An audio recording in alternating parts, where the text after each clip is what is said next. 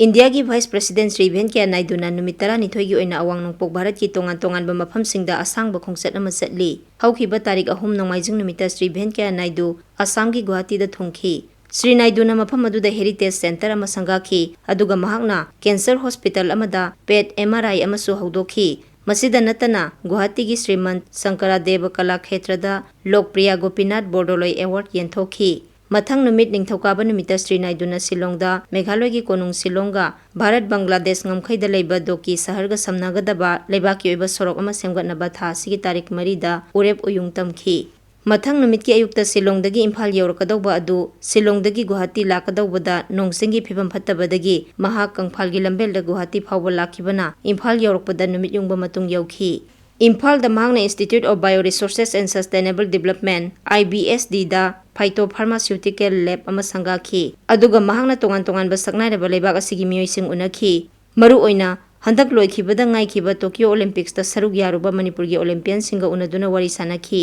phyto pharmaceutical हाइबसी पांबी सिंगदगी हिदाक लांगथक सेमबनी पांबी सिंगदगी हिदाक लांगथक सेमबगी सनबी असि सही लिसिंग कयादगी सनरक्लबनी असिगुम्बा हिदाक सेमबगी सनबी असि कुपना थिजंदुना तोंगान तोंगान बलाइना कया लायंगबदा मांगलोमदा संगसिनगदौरिबा लेबोरेटरी अमनी मसिना लमदम असोमदा लैरिबा मखल मखा कयागी पांबी सिंग असि मसक मगुन खंगबदा नतना मखोइबु हक्सेल अमदी लायंगबगी लमदा असौबा कानाबा कया पिगदौरिबनी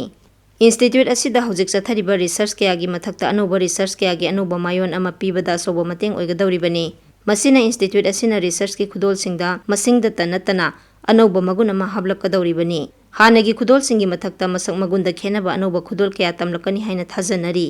इम्फालदगी श्री वेंकैया नायडूना त्रिपुरा की अगरतला की दमक तारीख 3 खोंसानखी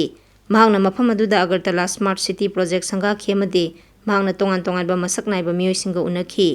महांगकी अवांग नोंपोककी खोंगचट असिदा मानबा वाफम अमदी महांगना तोंगान तोंगानबा फंक्शनसिंग असिदा फोंदोखिबा वाफमसिंग असिगी नुंगदा सेलिबा वाफमसिंग असिनी मपुम ओइना महांगना इंडिया मपुम असि चौखटपा हाइबसिदा अवांग नोंपोककी लेबाकसिंग असि सोथहना थंबा यारोय हाइबा वाफम असि महांगना मफम अयामबदा थम्मी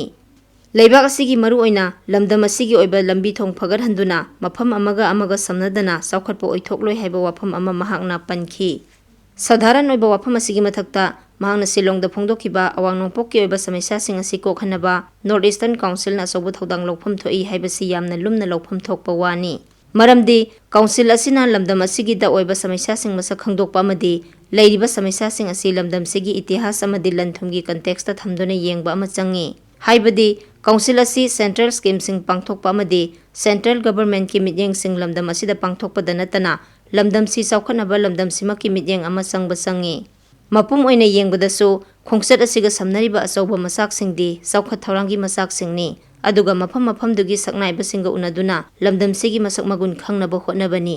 लमदम असिदा लम कयादा कलागी ओइरो सानबगी ओइरो नत्रगा अतै सिंथाबा याबा अथोइबा मियोइसिंगी ओइरो मियोइ कया अमा लैरी मखोइगी पुंसिगी अवा नुंगाइगी वारी असि लेबाक सिनबा थोंना खंगमिनबा अमा चंगी अदुना महांगना लमदम असिगी लमदा सकनाइरबा मियोइ कयागा उनदुना लमदम असिगी मसक हेना खंगनबा होटनरबा असिमक यामना सिंथानिंगाइ ओइबा वाफम अमनी अदुगी सुमथक्ता लमदम असोंगी ओइबा रिसोर्स कयाबु हेना कानबा मओंगदा अमदी हेना साइंटिफिक ओइबा लंबेलदा थिसिंदुना कानबा मसाकसिंग ओइहलकनबगी वाफम अमा श्री वेंकैया नायडूना थमलमलिबा असि यामना पुकनिंग चंगसिनफम थोई वाफम असिना लमदम असोंगी रिसोर्स मसक ताकपदा नतना लम असोमदा थबक तौरिबा साइंटिस्टसिंगदा अनौबा इनोट अमा हापी